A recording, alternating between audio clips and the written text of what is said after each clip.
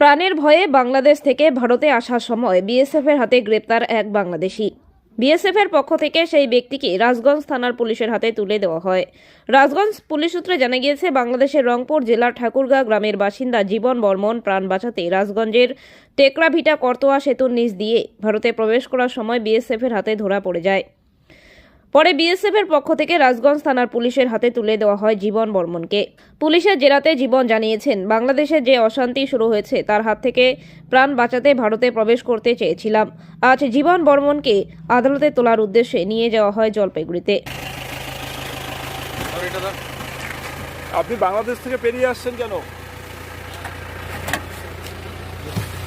দাদা বাংলাদেশ থেকে